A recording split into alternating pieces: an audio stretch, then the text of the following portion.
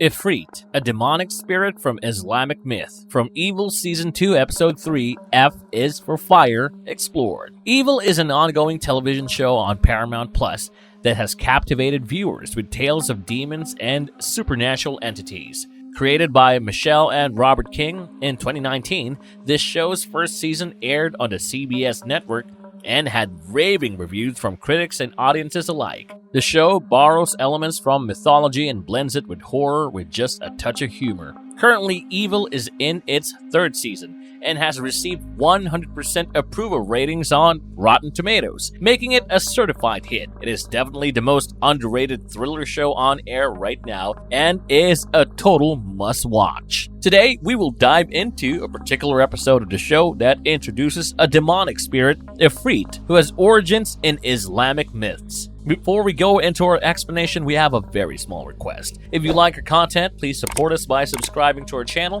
This is a small click for you, but for us, it means a lot. Thank you, and let's begin.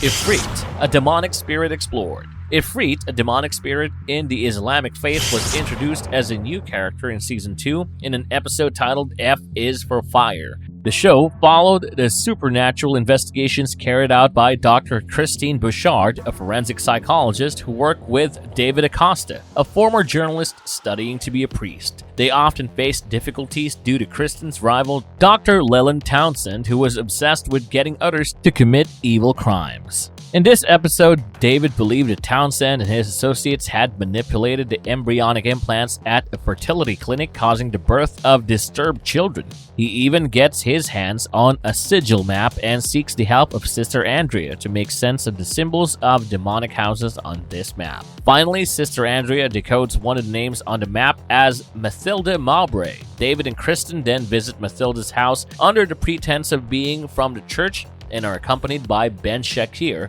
a contractor who also handles equipment and technology for David and Kristen. Here they find out that Mathilda is a 9-year-old adopted daughter of Catholic Muslim parents. When David talks to her parents, he learns that Mathilda has been living with them for a year and that she is a great kid who just had some issues. Upon further inquiry, Mathilda's father tells him there have been 3 fires ever since Mathilda came here, but the young girl claims to have nothing to do with them.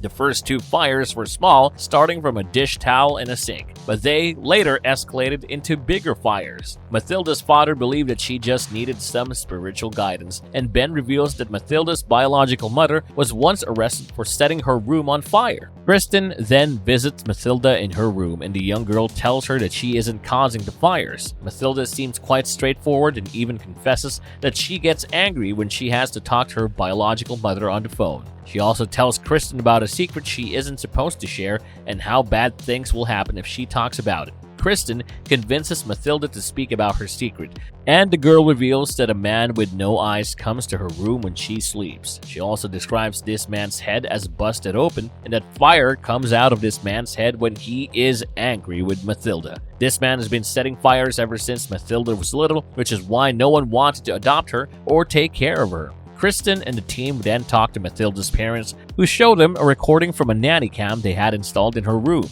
The recording shows Mathilda sitting on her bed all alone, and the young girl seems to be seeing something in her room. She looks towards her closet and says, "Go away," when a fire starts behind the closet door on its own. As they watch the video, Mathilda's parents tell Kristen that they believe a spiritual entity is involved here, and that Mathilda's problem is not psychological. Later that night, Ben returns home and asks his sister about a story from their childhood with a similar man with a head of fire. Ben's sister asks him if this kid is Muslim and later tells him about a Djinn named Ifrit. Ifrit was the most powerful of all jinns, and no one was capable of defeating Ifrit except Allah. The next day, Ben shares this information with Kristen and David while the trio searches around Mathilda's room for more clues. Kristen inquires about what exactly a Djinn is, and Ben tells her that they mean very different things to different people. Ben does not believe jinns are real, and even tells him that they can be good or bad as explained in Islamic theology. Ben finds some brake fluid and chlorine in Mathilda's room, and the girl claims that this isn't her stuff. Ben also explains that if you combine the two, it will eventually combust after some time, which provides some explanation for the sudden fire. Mathilda insists that it was the monster who did this and that it also told her that it would not leave her alone until it has somewhere else to go. Her family does not seem to believe her, and strange things begin happening as Mathilda's eyes show a red glint and her demeanor suddenly changes. Mathilda holds Kristen's hand and starts speaking in fluent Arabic that only her mother Jane understands. Jane translates Mathilda's words as, "A fire will burn whoever is close and jump to one of you." Later that night, Kristen returns home in her car and starts seeing the Djinn everywhere. She sees the Ifrit in his true form with his head busted open and surrounded by fire. Even Ben has strange encounters with demons while lucid dreaming as his demons question why his friends criticize his religion so much. Following day, Mathilda's dad Brian meets up with David and the others, and they discuss arranging an exorcism. Brian wonders if they are safe and decides to arrange one for Mathilda when Ben suggests they should also discuss this with Jane. Brian insists that this is not needed since Jane would not really understand. However, Ben tells Brian that since Jane is Muslim, she might want to check with an imam first since Mathilda sees a Djinn and not a demon. While they have this discussion, Kristen returns home in an emergency to find her mother there, and the two reconcile and talk through their differences. Kristen's husband Andy has also been out of town for over a month, leaving her alone with 4 children, which has been very stressful. At night, Kristen once again finds herself getting flashes of fire-related nightmares. She steps out for a drink and reads up on Ifrit when she meets a man named Colin. Christine almost cheats on her husband with Colin and later drives back home when she feels something fiery on the back of her neck. She starts seeing Ifrit inside her car and decides to pay a visit to her therapist. Back at Mathilda's house, David and his team show up with Father Mulvihill, who comes prepared to perform an exorcism on Mathilda. Brian attends to them and invites them inside while informing them of a slight change in plans. As it turns out, Jane did bring an imam called Sheikh Majid to perform a Muslim exorcism on Mathilda. Sheikh Majid insists that he must perform the exorcism since they are dealing with a Djinn and not a demon. The father and the imam then get into an argument over which one of them will perform the exorcism. Sheikh Majid believes that the Djinn could still be benevolent, that is, good, and that they must find out what it wants before getting rid of it. Finally, David intervenes and suggests that the two of them work together and they start the exorcism process. As the Ifrit struggles with her body, Mathilda starts going into a frenzy and then declares that Adnan is gone and Dan remains. Sheikh Majid steps away and Father Mulvihill takes over the exorcism while Mathilda complains that her body is burning. Mathilda looks at Kristen with a crazed look in her eyes, and a strange voice within the young girl declares that the spirit is now coming for Kristen. The voice further warns Kristen that the father below will embrace her in a warm hellfire. When Mathilda completely recovers, the Ifrit targets Kristen as its next victim and attaches to her. This almost influences Kristen to go out and cheat on her husband with Colin, but she then sees Ifrit lurking around her house. The spirit stands in her backyard with a flaming head of fire and observes her through the windows. Christine manages to control her evil thoughts and takes some pills that help her fall asleep before she does anything drastic. As the episode comes to an end, Mathilda sits outside her house and sets fire to a trash can by just looking at it. It appears that the nature of the exorcism affected the results and that the Ifrit still has some influence on the young girl.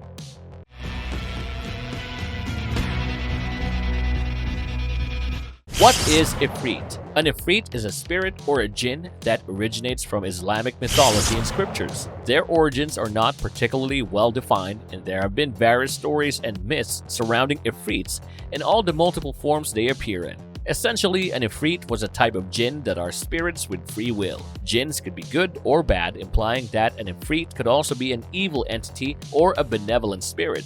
In the Quran, the Ifrit has only been mentioned once and has been described as rebellious jinns, which can be considered as the Islamic counterparts of fallen angels. Over time, Ifrits have been considered demonic figures who mostly appear as gigantic, winged creatures made of smoke. They are believed to be found in isolated ruins, such as abandoned buildings, graveyards, etc. Ifrits can sometimes choose to help humans, but are mostly believed to cause harm. They are even blamed for disappearance, death, or diseases in traditional Muslim cultures, which confirms that they are primarily viewed as evil entities.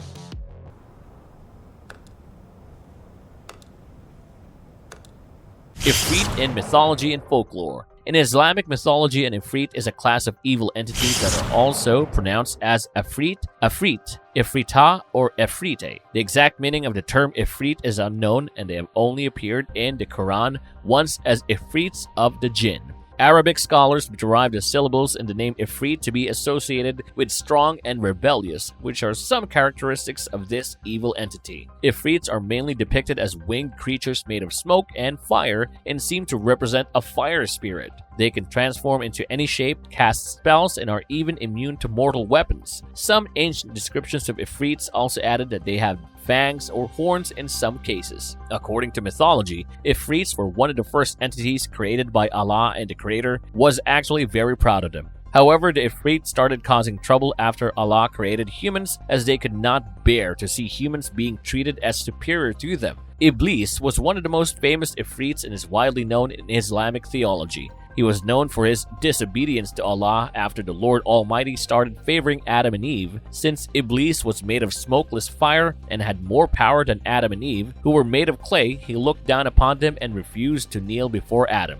Iblis was then cast out from paradise, but he will not be sentenced to death at least until Judgment Day arrives. Iblis is also seen as the Islamic equivalent of Satan. He is even believed to be the Djinn that tempted Adam and Eve, which caused them to be cast out of paradise. Another famous Ifrit was Hamu Ukayu, who was married to another Djinn called Aicha Candida. The couple preyed on members of the opposite gender, and Hamu was a fearsome entity who attacked and devoured women who traveled alone during the night. While most Ifrits were evil, some of them were also pure souls, since they were given free will to live life the way they wanted. An Ifrit who appeared in the form of a snake was considered to be a believer of Allah, and it was forbidden to kill the snake. However, if the snake did not go away even after reciting Allah's name thrice, then the Ifrit was considered evil and it was allowed to be killed. Ifrits were susceptible to magic, and humans could kill or even enslave Ifrits by using magic. Ifrits could also be shunned by reciting a simple prayer known as a dua that protects one from any evil entity. Sometimes Ifrits could be bound within an object, and anyone who owned the object became the Ifrit's master.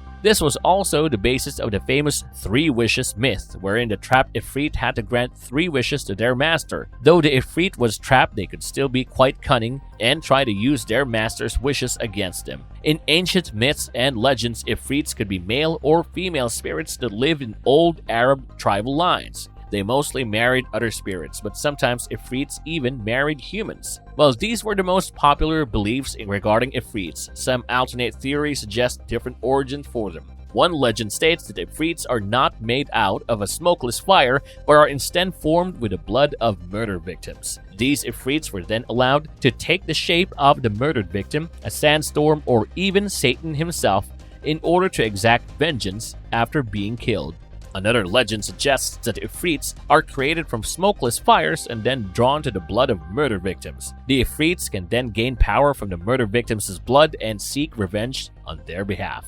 In ancient Egyptian mythology, Ifrits were believed to guard the remains of Egyptian pharaohs and were greatly feared by the common people. There was a common belief that any being who looked into a pharaoh's tomb with an anti-spell would be cursed by the wrath of the pharaohs, who then sent Ifrits after them. In the modern day, Ifrits are believed to be evil spirits that cause humans to fall out of Allah's favor. They are regarded as very mischievous beings and are often believed to take the form of scammers. You see that iPhone over there? Conclusion. Evil has many such evil spirits and monsters and has turned out to be a pretty stellar show. The show's 3rd season is still going on, and we highly recommend following the current season. If you like such tales of creepy monsters inspired by mythology and folklore, in the meantime, we will continue to explore more exciting stories from evil. So, stay tuned. If you like our content, don't forget to leave a like and subscribe to us if you haven't already. Have a good one, and be safe. Thanks, everyone.